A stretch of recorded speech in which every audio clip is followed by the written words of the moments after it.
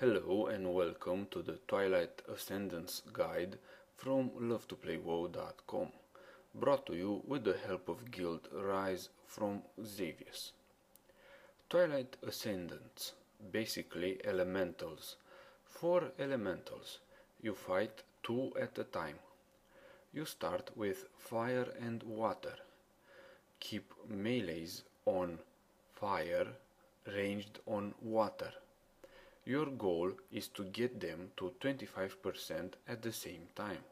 If you get, let's say, one to 25% and another one to 27%, then that is an extra 2% of life that you will have to fight against in the deadly phase 3. If you got lots of melees, you can have some ranged, putting some dots on the fire elemental. But really, it is not a DPS race at this stage. Call out for DPS stops if needed in order to make sure that both of them go down evenly. Fire Elemental puts up a shield on himself, called Aegis of Flame, and does a channeled spell that can't be interrupted unless his shield is down. Ranged should switch to the fire guy at this stage to break the shield fast. Once the shield is down, interrupt. After interrupt, ranged switch back to water. Water Elemental will cast water bombs that cause you to become waterlogged. You can see the debuff.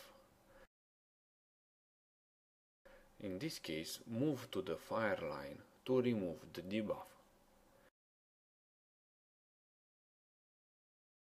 Interrupt the water guy Hydro Lance. His tank should move away from him when he does Glaciate, a spell that does massive damage to targets that are close to him.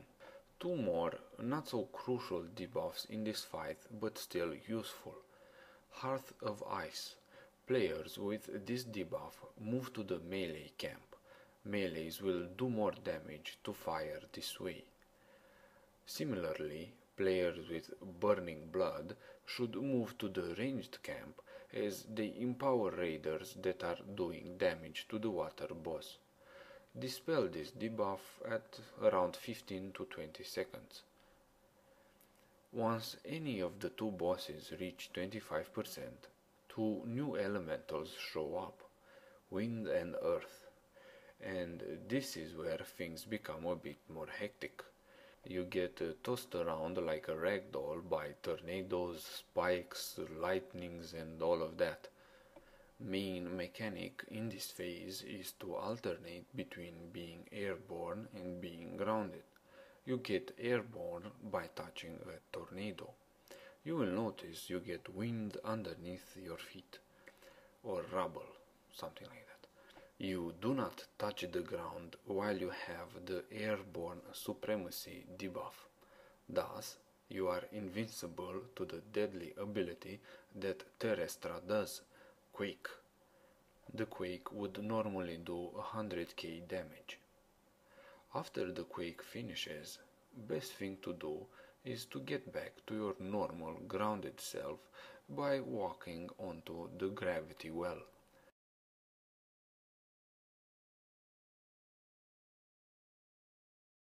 As you are grounded now, you are not as affected by the massive and deadly thunder shock. After thunder shock, another quake will follow, and so on. The two powerful abilities alternate. It is a matter of knowing which ability will come next and what your status should be, grounded or airborne. It's good if you have a raid member calling out get grounded or get airborne. Sometimes you get grounded, you are slowed by the grounding zone, and then a tornado comes and gets all up in your face, making you airborne again. So you have to get grounded again. Doesn't matter that much which boss, melees or ranged are DPSing at this stage. There will be some chaos in the room anyways.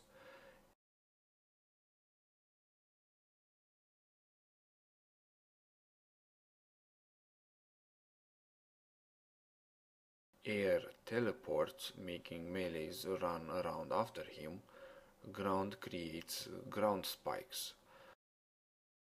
Point is, get them down both to 25% at the same time.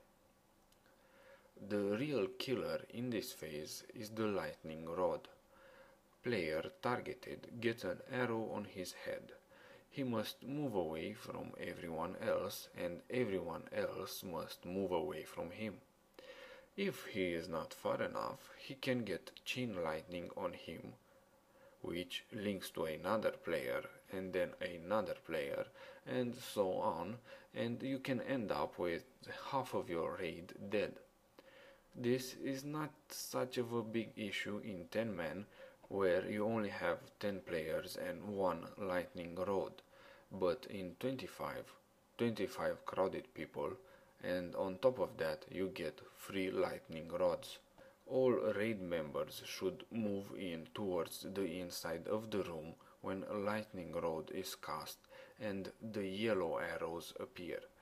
Targeted players move to the edge.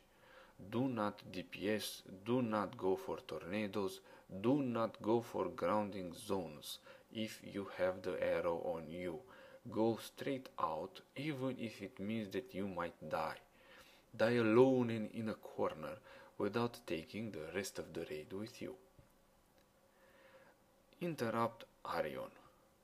Do some extra DPS on Terrestra when she has the shield on hardened skin. But your main focus during this stage should be getting grounded or airborne and lightning rods.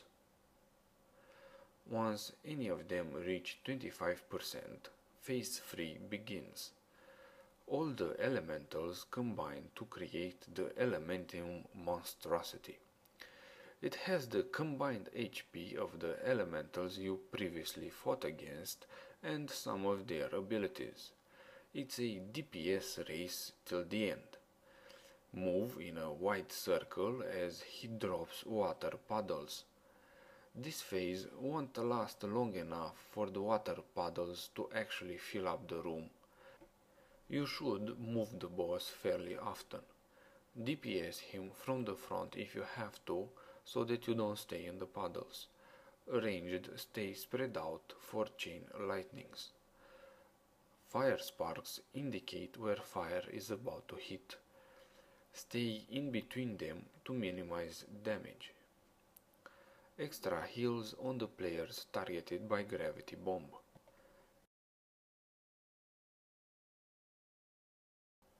This has been a guide from lovetoplaywao.com. I really do need your support if I am to keep making videos in the future. If you'd like to help out, please subscribe, like or follow me on Facebook. Thanks for watching.